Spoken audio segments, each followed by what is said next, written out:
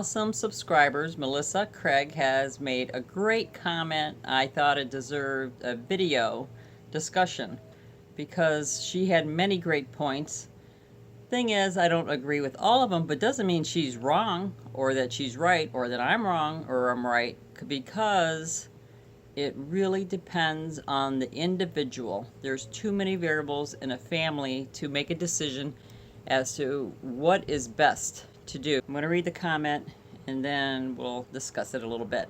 Okay, she says, personally, I think payment rent for storage is a huge waste of money. I may be wrong. I'd rather buy my brother a really nice shed and ask his permission to store stuff in my backyard with the agreement that he could keep the shed after a few years. If you have $3,000 worth of stuff and you pay $3,000 for 2 years of storage, you might as well have sold all your stuff and then bought new or used stuff a few years later. Let's start with that. I agree with you, Melissa. Awesome. But here's something in our situation that you may not have considered. So first, I want to agree with you that I don't think anyone should have stuff in storage, ever. If it doesn't fit in your apartment or house, get rid of it. So I agree with you. In our case, we're going to be traveling. I do agree that if it wasn't my situation, I would have gotten rid of everything.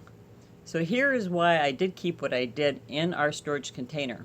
There are some things that we own that cannot be replaced or doesn't have a dollar value on it, like pictures or my handcrafted violin. It's worth, well, I won't get into it, but I have some things like that that are worth way more than, and it's not even the money, it's who gave it to me, who made it, things like that. I have other things that were made by family members that are no longer with us, handcrafted things that I would like to pass down to the family, and I've got things that belong to great-great-grandmothers. So those things I need to keep. Now, you know, the beds and the furniture, well, the furniture, some of it Rick made me, I wanted to keep, but even that I could have sold it because he could make me more in the future. So I have two options: a small storage container the size of a closet, which those particular belongings I had mentioned will not fit in. And then I have a large container. So I chose the large container, and since I'm paying the same price for this container, I'm going to fill it up with my next most important things other than what I've mentioned before, like the pictures and violin. That is why we are having a storage container, because we're going to be traveling. What we have that are really important won't fit in a tiny container. And I don't have a brother or somebody who will allow me to put my stuff in their backyard, even if I built a shed. Even if they did, it has to be climate controlled. There's things that I have that need to be climate controlled or they will get damaged. They're too valuable for me to, let it become damaged. So overall, I don't think people should have storage containers. So I totally agree with you, Melissa, on that. But I just want to clarify that there are times where people will use a storage container for a short time while they're traveling, while they're in between moves, things like that. Matter of fact, I even considered purchasing storage units to rent out because it's a great business. A lot of people have lots of stuff they don't need stored in those things, wasting money. So yeah, so we kind of agree, right? Moving on to the next part of your comment. Likewise, renting is a waste of money too. I know you mentioned that some people say that in one of your videos, and then you told the viewers not to buy if they can't afford it. I think many can afford it, but they want something really nice. An old house that is falling apart might cost next to nothing. They could use sweat equity to build their dreams. You talk about dreams so much. I really think this is one issue could help a lot of people to reach their dreams. Renters build no equity and will possibly have no nest egg for retirement. Do they really want to rely on other people when they are old? I'd rather live in a cheaper fixer-upper and build equity than have a nice apartment. Please encourage folks to invest in their future instead of making them landlords and storage property owners richer. Your advice is great, but people will follow your example more than your words. If you decide to gamble on lottery tickets, for example, at least tell people it's not a wise investment. So I'm not sure if you're saying what I'm doing is like buying lottery tickets. I hope not. So with total respect Melissa. I just wanted to, and others who are watching, not just Melissa, because many think the same as Melissa, and it's very smart thinking, but it doesn't pertain to everybody. So when I say not to buy if you can't afford it, I mean make sure you have 6 months to 12 months in savings before you do anything for emergencies. Any financial investor, I'm not a financial investor, okay? So please don't come to this channel for financial advice. This is about following your dreams and goals. There are many other YouTube channels that know a whole lot more than me about financial wisdom. But I will tell you that many financial advisors will say your home is not an investment. It's a place where you live. Do not count on it going up in price, as we all saw in the crash. People lost $100,000 in value or more. People maybe lost their jobs after 20 years of paying into their house, and then they didn't have any savings, and the bank owned the house. So there went the equity that went in the house. I do believe in home ownership. You could pay cash. If you must get a loan, I do say have 6 to 12 month emergency backup money in case you do lose a job, break a leg, can't work. In three missed payments, they take your house away. I don't care if it's 29 years you paid out of 30 years. They will take your house away. So that's the thing about mortgages. Now, if you have cash buying a house, awesome. Now, the thing is, even if you buy a house that's falling apart for $5,000, like someone gave it to you, okay, free. Let's say you got a place for free. But if you don't have 6 to 12 months in savings for emergency, and you don't have the money to fix things, you're still in trouble.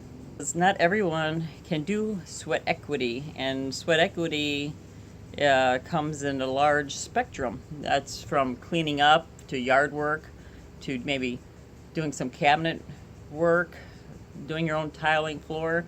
But if you need a new roof, and even if you do it yourself, and not everyone can get up on the roof and do it themselves, they're older, they just can't do it, or they're working 12 hours a day, whatever the situation is, you still got to buy the material. And same if you need a new air conditioner. Even if you were an air conditioning expert and you could put in your own air conditioner, the unit itself will cost thousands of dollars. And same with heating units. What else is there? Taxes, property taxes. Can you afford the property taxes? So it depends on where you live in this country. Some places are very affordable and some aren't. And there's other things too, like windows. Can you handle the windows if it blows out? The insurance, can you afford the insurance? Hopefully, if you can, then sure, buy a house, but also only buy a house if you know you're going to be in an area for a little while.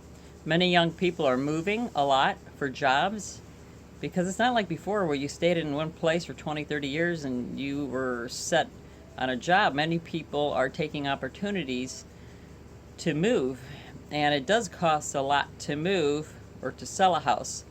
To buy a house, of course, you got inspection fees, wind mitigation fees down here in Florida. You've got the closing costs. There's other inspections and fees that we may not even think about at this moment. And then, of course, when you go to sell the house, you give the commission to the realtor. Even if you sell on your own, it's going to cost you in one way or the other.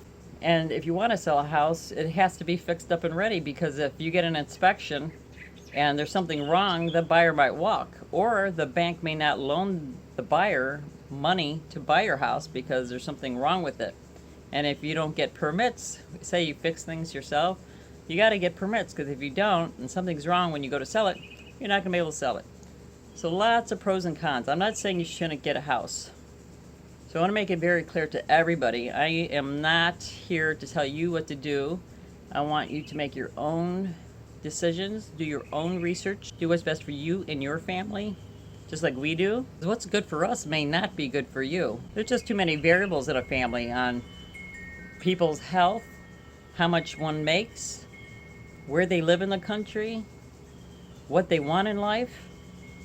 I can go on and on. So I do not think renting is a waste of money. That should not have anything to do with your future financial situation. You can easily save money while renting and have a nice retirement income I think people should educate themselves financially, learn about 401ks, IRAs, other investments, gold and silver.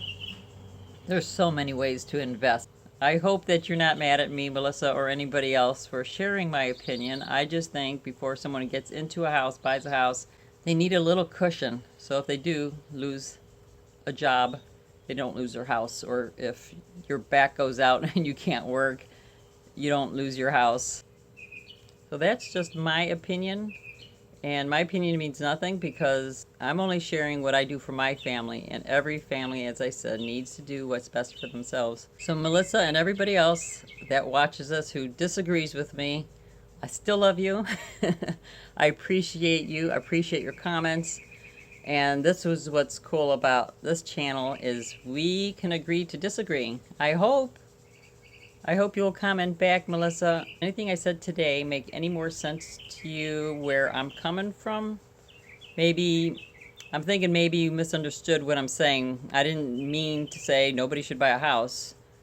And I agree with you that people buy houses they can't afford. They shouldn't be buying. They should buy tinier houses. I'm not saying fixer-uppers is for everybody either. I'm just saying get the tiniest one, have 6 to 12 months, same in cash. Be able to make those mortgage payments plus double for repairs, because there's always repairs. Even in a brand new house, there will be something to do on a house. And we have to keep in mind people's lifestyles. Are they moving around? Do they have jobs in different locations? Does a house even make sense? So there you have it. That's all I got. If you want to discuss it further, please comment below. I'd love to hear what you have to say. Thumbs up, please share. Don't forget to subscribe, and don't forget to live a passionate life.